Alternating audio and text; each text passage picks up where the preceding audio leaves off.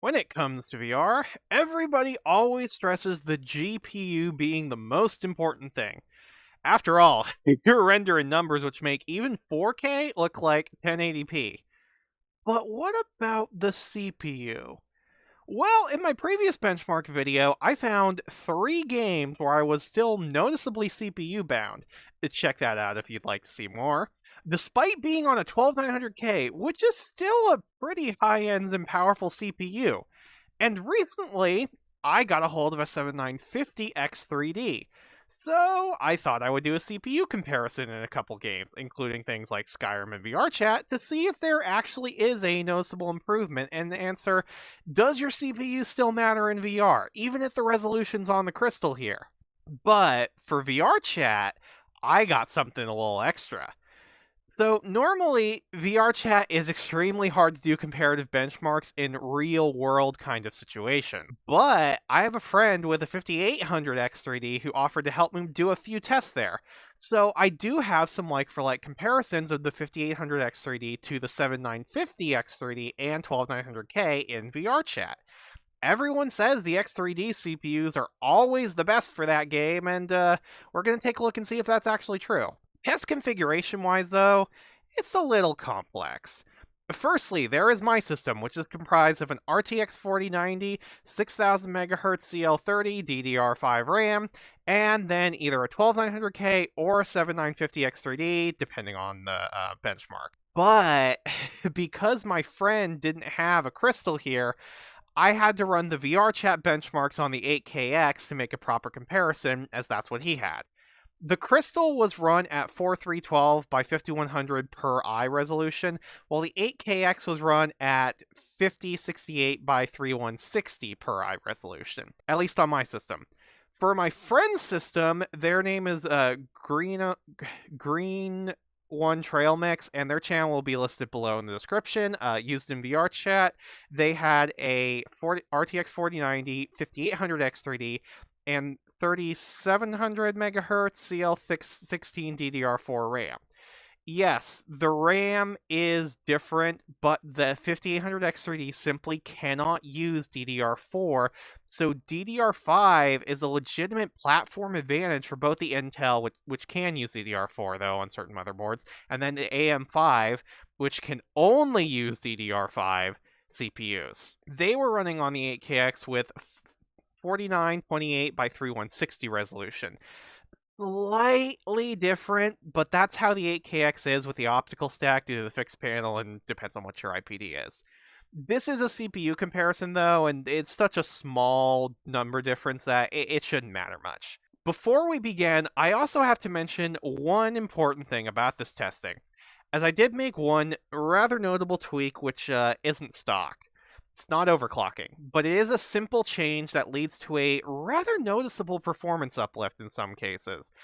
Due to the dual CCD nature, one being frequency and one has the huge amount of Vcache, which we love this CPU for, and with how core parking works on the 7950 X3D, running stock settings with the Xbox Game Bar Scheduler leads to more being put on the Vcache than is needed, and sometimes less than ideal performance comes from this.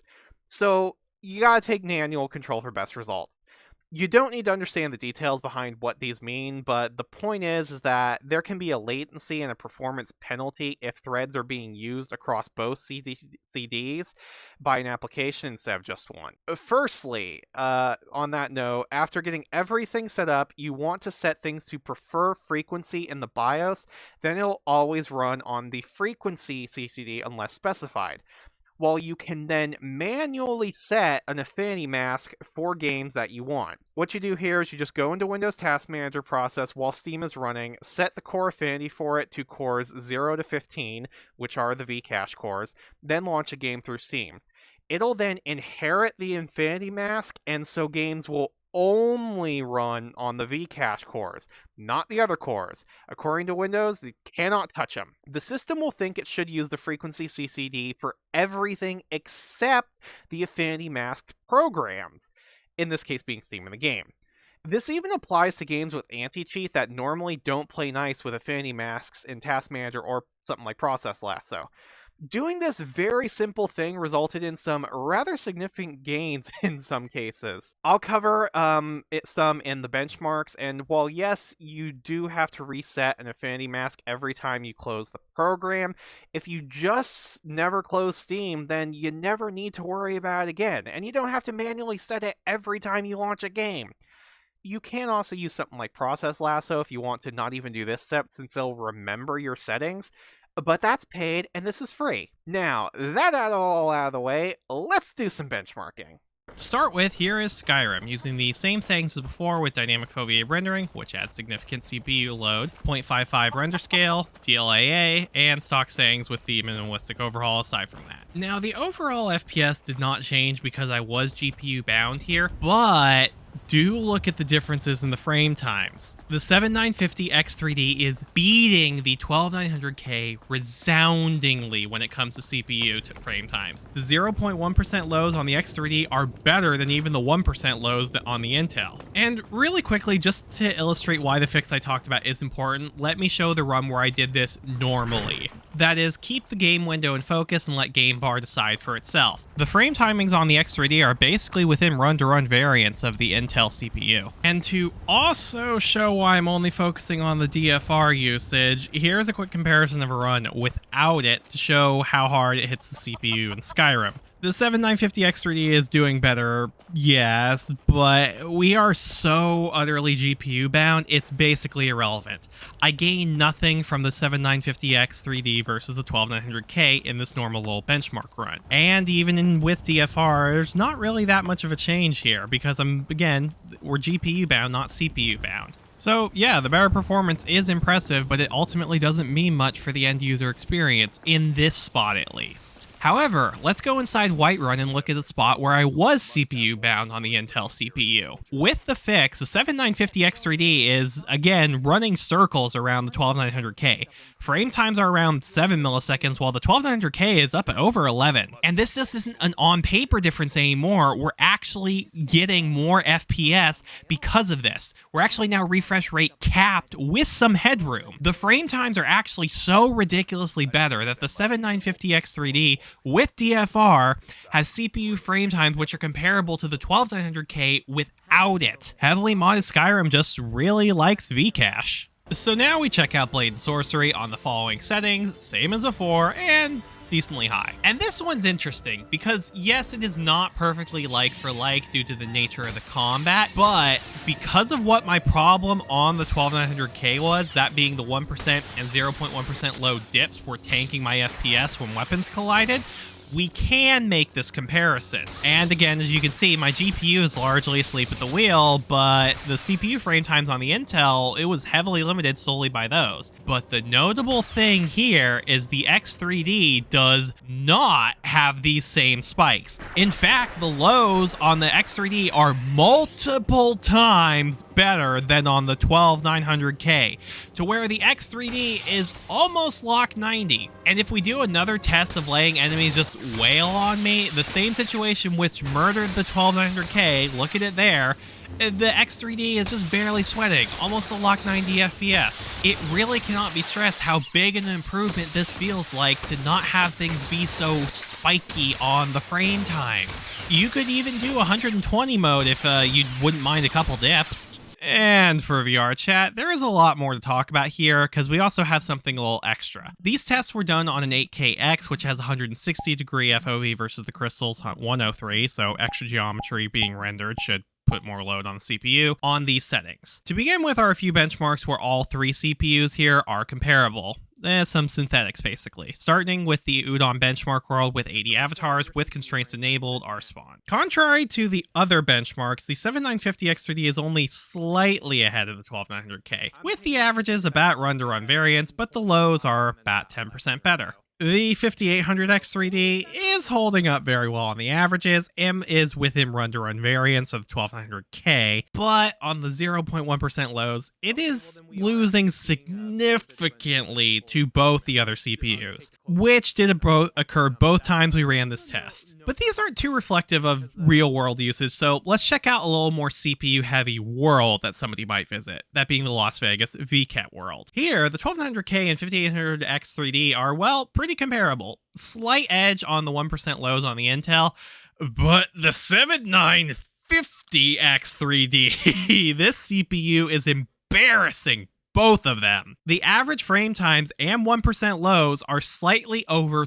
35% better than the 12900K, and the 0.1% lows are nearly 60% better. It is important to note that we were still GPU bound regardless, so again, real world improvement wasn't really too much to speak of, but it was still just barely, and if we were to load this instance up with people, the otherworldly CPU improvements of the 7950X3D would probably be a difference between being CPU and GPU bound. Vcache is definitely being put to work here. Now we get into an actual public lobby of over 30 people. This is a real world use case, and we tried to control as much as possible, but there were a few factors we couldn't to keep in mind, please.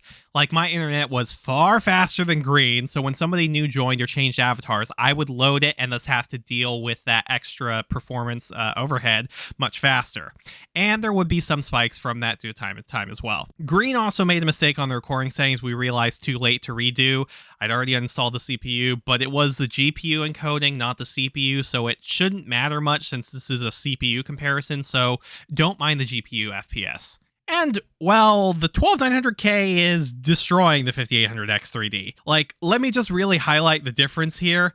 The average CPU frame times are far better, well over even 2.5x. While the lows aren't that far ahead, they are still notably better by roughly 30 and 35% respectively, which is a big improvement. Quite an impressive showing after how close the other two were, with only the lows being somewhat better on the Intel in the other tests. And then we have old versus new here. This result is only comparable between these two CPUs. It's not applicable to the previous benchmark with the 1200K, since it is a different lobby and location. We only had two computers to run it once. But the settings on the recording were fixed. And well, this is an even more brutal blowout than with the 12900K. The averages are a little bit under 3 times better, and there were a lot of people joining this lobby or changing avatars, so the lows being as controlled as they are is still impressive. I am having a measurably better experience with 30% higher FPS too. I am fully GPU bound with the 7950X3D, and in fact have significant CPU headroom before it would become the bottleneck. While the 5800X3D is already holding back the 4090 to a massive extent. There is even a point in the benchmark where I am doing nearly 70 FPS, while Green is stuck at about 50. Anyone who's played with low FPS in VR can immediately tell you this is a tremendous difference in terms of how it feels. Especially as if I weren't recording, the gap would further widen as I would be in the 70s. But Green is so CPU bound on the 5800X3D, it wouldn't matter here. Alright, so there's the comparison. Normally, I'd make a chart, but there's honestly not too much to talk about here compared to my usual tests. But there are still a few key takeaways. I'm going to address the non-VRChat benchmarks first, since that kind deserves its own segment, as some people play that almost exclusively. Concerning the 12900K versus the 7950X3D, there actually were some pretty significant changes in CPU frame times in the right situations. Blade and Sorcery was far less stuttery, and the CPU bottleneck in Whiterun with DFR was basically entirely removed. It was a noticeably better experience in those cases. But here's the thing. In almost every other game I played beyond what was showcased in this video, there wasn't any notable real-world difference. And by real-world difference, I mean that I was already so GPU bound, the change is just meaningless. I might go from like 4 milliseconds to 3 milliseconds, which is a big difference on paper, but I often didn't even get that much. And I'm already so GPU bound in that situation. Again, it just doesn't simply matter. In most of the games I tested, I was already in the 1 to 5 millisecond range on the 12900K anyway. I would have had to be pushing like over 240 FPS for that to be a problem. And I won't have the GPU power to do that for like 2 to 3 more generations at this resolution. Never mind getting a headset which even actually supports that. It's just not even worth showing the data since the CPU was just asleep at the wheel the whole time, not even remotely stressed, so it's not really a good comparison. And Skyrim was also only CPU bound because Pimax's DFR is weirdly intensive in that game. I wouldn't have been CPU bound even in Whiterun without using that. Would have been actually quite far from it. But then we get to the game everybody loves to talk about with respect to the X3D CPUs. And that is VRChat. So we're going to briefly look at the two situations where all three could be compared. And the X3D the 5800 X3D was actually the worst, though reasonably close to the 12900K. While the 7950 X3D, it pulled notably ahead of both of them.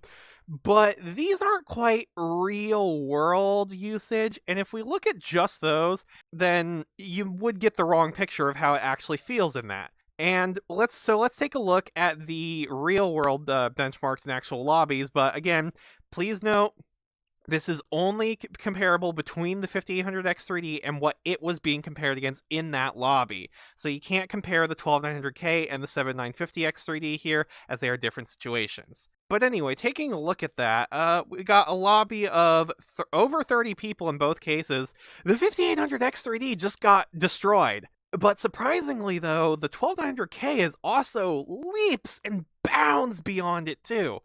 It was GPU bound, while the 5800 X3D system was heavily CPU bound, which would go against what a lot of people always say about always get the X3D chips, you know? Upper-end Intel's actually looking like, at worst, it is pretty close, and at best, it's much better. And it's not just recording either, because before we started officially logging the data, we were doing some like casual talking about our frames, and again, the Intel was still doing much better. I should note, however, that DDR5 likely is a part of the reason for this. The bandwidth it provides is significantly higher than DDR4, and to make a long story short about some of this stuff, the 5800 X3D's huge heaps of L3 cache makes it a lot less memory sensitive, since there's more you can do in the cache before it has to communicate to RAM and do that extra step. Without data, I'm not going to definitively say that you would get these results also on DDR4 as well, but then we get to the X3D comparisons. And the newer generation has both lots of V-cache, a much faster processor in general, and it has DDR5. And the difference here is just, it's silly. It's really silly. Whenever a new avatar loads, there is typically a notable spike on almost any CPU, so you can't maybe focus too much on the lows due to a lot of that was happening in the room. I mean, a lot. But even still, the average and 0 and 1% lows are significantly improved despite that. And even just looking at the live graph, you can see the newer generation is ready for so much more, while the X3D from the previous gen is just begging for mercy. In VRChat, the 7950 X3D and the 7800 X3D by extension will put just about everything else to shame there, and I can see why people would adore it. You don't want the 7900 X3D because it has only a 6x6 CCD config, and you only get 6 with Vcache, so forget about it. Anyway, but at least from the data here, I wouldn't recommend their older brother from the Zen 3 over current gen Intel if you are on a budget, because 12th and 13th gen just, it seems better than the X3D from Zen 3. The 12700K shouldn't be that much different from the 12900K, and you can find some of these quite cheap now. This is assuming you're building a new platform and not already on AM4, in which case, different value proposition. That all said, if you are somebody who plays games which notably benefits from Vcache, such as modded Skyrim or VRChat, and you're interested in Zen 4, I'd say this. If you're just gaming, save yourself the headache of being the thread director and just get the 7800 X3D. You don't have to deal with any of the affinity mask or multi-CCD nonsense. While with the 7950X3D, you really have to do some tinkering for the best results. You need to be in that tiny group of people who want both a strong productivity machine and a good gaming one to make it worth it. And if you don't you need that, you're honestly better off saving your money if you already have a high-end CPU. You won't see a difference in most games if you are already on something good. And that's the video. Thank you for making it to the end. Let me know what you thought and consider sticking around if you liked it. I'll hopefully see you in the next one, which will probably be my Crystal review. And if not, thanks for stopping by either way. Later.